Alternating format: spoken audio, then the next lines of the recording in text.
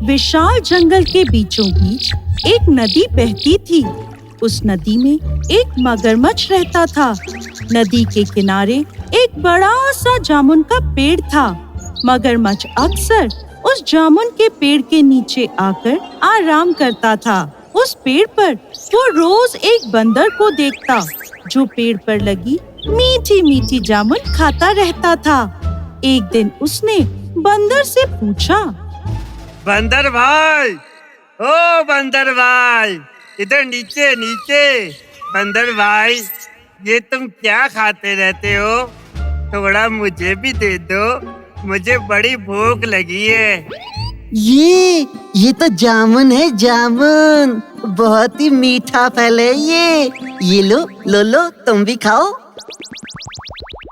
अरे वाह, ये तो सच में बहुत ही मीठे हैं। शुक्रिया बंदर भाई, जो तुमने मुझे ये मीठे मीठे जामुन खिलाए। क्या तुम मुझसे दोस्ती करोगे? हाँ, क्यों नहीं। आज से अपन दोनों दोस्त हैं, पक्के वाले दोस्त। तुम यहाँ रोज आना, मैं इसी पेड़ पर रहता हूँ। मैं तुम्हें रोज मीठे मीठे जामुन तोड़ कर खिलाऊंगा। इस तरह मगरमच्छ रोज पेड़ के नीचे आता और बंदर उसे जामुन खिलाता। दोनों बहुत अच्छे दोस्त बन गए थे।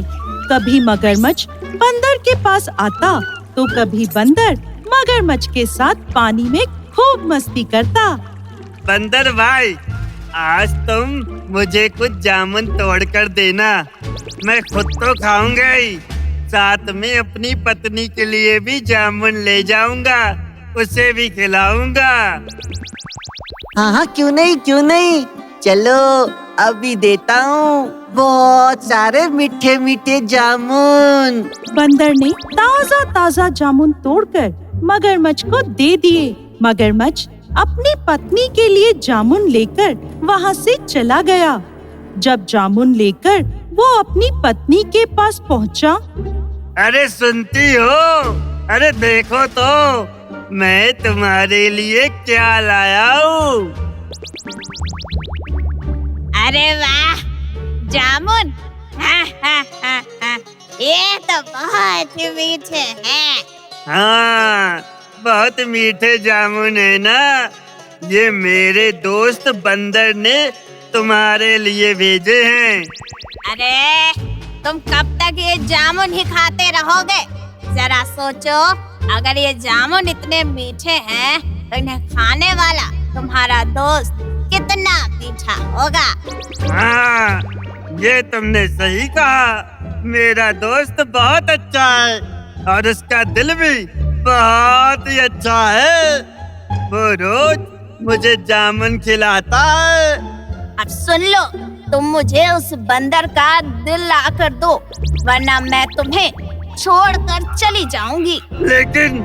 लेकिन अगर तुम उसका दिल ही खा जाओगी तो मेरा दोस्त तो मर जाएगा।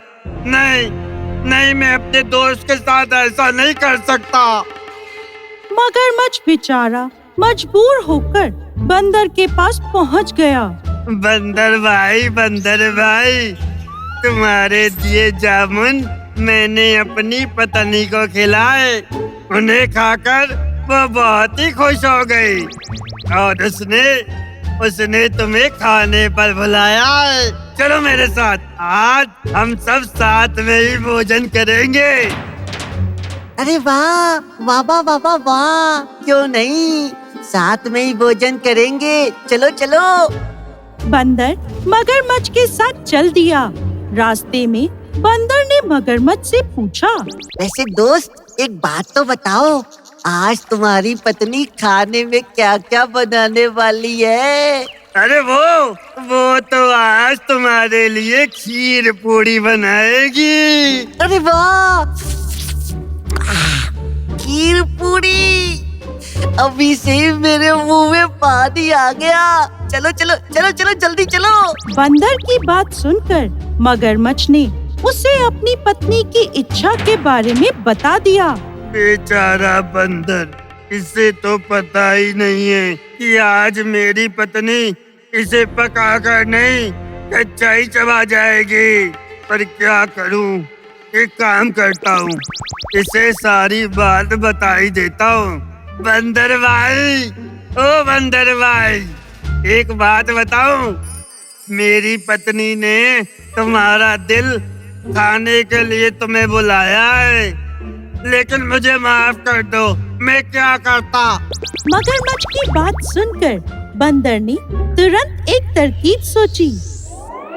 हाँ हाँ, क्यों नहीं, जरूर चलेंगे।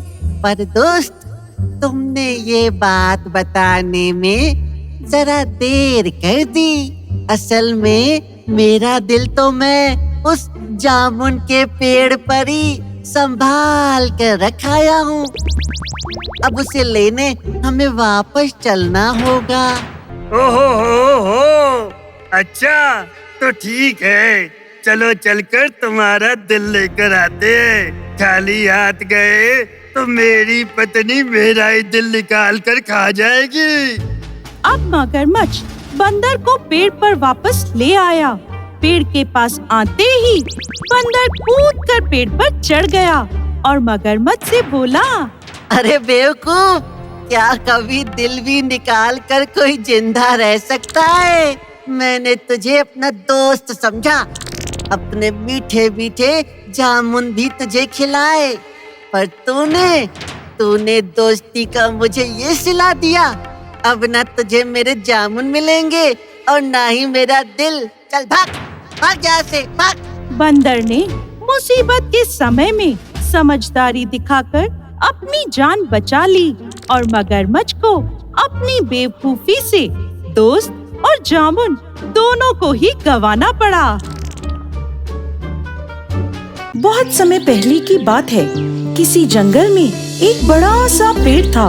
उस पेड़ पर बहुत सारी चिड़ियाएं अपना अपना घोंसला बनाकर रहती थी।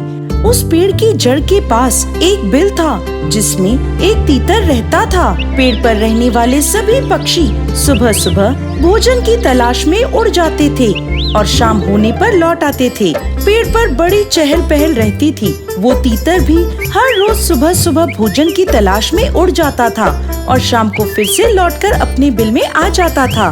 एक दिन जब तीतर खाने की तलाश में निकला तो उसे चावल के खेत दिखाई पड़े। खेतों में बहुत से चावल के दाने इधर उधर बिखरे पड़े थे। तीतर चावल के दानों को देखकर फटाफट वहाँ उतरा और उन चावल के दानों को खाने लगा। उसे समय की भी याद नहीं रही। खेत में बहुत सारे दाने बिखरे पड़े थे। तीतर उन दानों को बीन बीन कर खाने लगा। तीतर पूरे दिन चावल खाता रहा। शाम होने पर भी वो घर नहीं लौटा। रात में खेतों में ही रह गया। इसी तरह तीतर 4-5 दिनों तक चावल खाता रहा और रात भी वहीं काटता रहा। 5-6 दिनों के बाद तीतर को अपने घर की याद आई। वो जब उड़कर अपने घर गया तो देखता है उसके घर में एक खरगोश बैठा हुआ है। जब तीतर खेतों में चावल खा रहा था तब घर को खाली देखकर वो खरगोश उस घर में रहने लगा। खरगोश को अपने घर में देखकर तीतर को बहुत आश्चर्य हुआ। वो बोला, मेरे घर में ये तुम कौन हो? निकलो बाहर। खरगोश ने उत्तर दिया, वाह, मैं बाहर क्यों निकलूं? ये घर तो मेरा है। तीतर फिर बोला, घर तुम्हारा है? तुम्हारा दिमाग तो खराब नहीं हो गया? मैं अपने घर को नहीं पहचानता। मैं कई वर्षों से इस घर में रहता आ रहा हूँ। घर तुम्हारा नहीं, मेरा है। निकलो जल्दी बाहर। खरगोश ने उत्तर दिया, दिमाग मेरा नहीं, तुम्हारा खराब हो गया है। तुम मेरे घर को अपना घर बता रहे हो। भाग जाओ यहाँ से। ये बात सुनकर तीतर को गुस्सा आ गया। वो गुस्से में बोला, अरे मूर्ख, इस घर को मैंने अपने हाथों से बनाया है। 6-7 दिन हुए हैं मैं बाहर चला गया था। तुमने घर को खाली देखा तो अपना अधिकार कर लिया। एक तो चोरी करते हो, ऊपर से सीना चोरी कर रहे हो। खरगोश भी तैश में आ गया। बोला, बनाया होगा तुमने घर को। तुम्हारे पास इसका क्या प्रमाण है कि ये घर तुम्हारा है? जो जिस घर में रहता है घर उसी का होता है। घर में मैं हूँ, तुम नहीं हो, इसलिए ये घर मेरा है, तुम्हारा नहीं। घर को लेकर तीतर और खरगोश में जबरदस्त लड़ाई हो गई। शोरगुल सुनकर आसपास के पक्षी भी वहाँ इकट्ठे हो गए। दोनों जोर जोर से पक्षियों से अपनी अपनी बात कहने लगे। पेड़ पर रहने वाले सभी पक्षियों को मालूम था कि वो घर खरगोश का नहीं बल्कि तीतर का है, पर कोई भी बीच में नहीं बोला और तीतर और खरगोश की लड़ाई चलती रही। जब कोई भी किसी भी निर्णय पे नहीं पहुंच पाया तो तीतर और खरगोश की लड़ाई को निपटाने के लिए एक पंच बनाने का फैसला हुआ। परंतु पंच किसे बनाया जाए? सभी पक्षियों ने पंच बनने से मना कर दिया। अब तीतर और खरगोश से अपनी लड़ाई का पंच चुनने को कहा गया। दोनों पंच की तलाश में निकल पड़े। गांव की ओर गए तो एक झोपड़ी के पास एक जंगली बिल्ला बैठा हुआ था। बिल्ले को देखकर दोनों आपस में बातें करने लगे। अरे, बिल्ला तो बड़ा बुद्धिमान होता है, झगड़े को निपटाने के लिए इसे ही पंच बनाना चाहिए। मन में डर भी था क्योंकि बिल्ला उनका बहुत बड़ा दुश्मन था। बिल्ला बहुत चालाक था। दोनों की बातें उसके कान में पड़ गईं। वो ये समझ गया कि दोनों का आपस में कोई झगड़ा है और उस झगड़े को निपटाने के लिए वो दोनों बिल्ले को पंच बनाना चाहते हैं, पर डर के कारण कोई भी उसके पास नहीं आ रहा। तभी बिल्ले को दोनों का डर दूर भगाने का एक आइडिया आया। बिल्ला जल्दी से साधु का वेश धारण करके माला हाथ में लेकर बैठ गया। तीतर और खरगोश बिल्ले को साधु के वेश में देखकर आश्चर्य में रह गए। दोनों एक दूसरे से कहने लगे, हम दोनों तो बेकार में ही डर रहे हैं। ये तो बहुत बड़ा महात्मा लगता है। हमें इसे पंच बनाना चाहिए और अपना झगड़ा निपटाना चाहिए। खरगोश और तीतर दोनों बिल्ले के पास पहुँचे और थोड़ी दूर बैठ गए, क्योंकि पास जाने की हिम्मत दोनों की ही नहीं हो रही थी। खरगोश और तीतर ने थोड़ी दूरी से ही अपनी अपनी बात बिल्ले को बता दी। तीतर ने कहा, महाराज, आप बहुत बुद्धिमान हैं। हम आपको अपना पंच बनाना चाहते हैं। अब आप ही निर्णय दीजिए कि घर किसका है, किसकी गलती है। जिसकी गलती हो आप उसे दंड भी दे सकते हैं। बिल्ला दोनों की बातें सुनकर माला जपता हुआ बोला, अरे भाई, मैं बहुत बुढ़ा हूँ। इस बुढ़ापे के कारण आँखों की रोशनी थोड़ी कम हो गई है, कान में भी कम सुनाई पड़ता है। तुम दोनों जो कुछ कहना चाहते हो मेरे थोड़ा पास आकर कहो, जिससे मैं तुम दोनों की बातें सुन सकूं।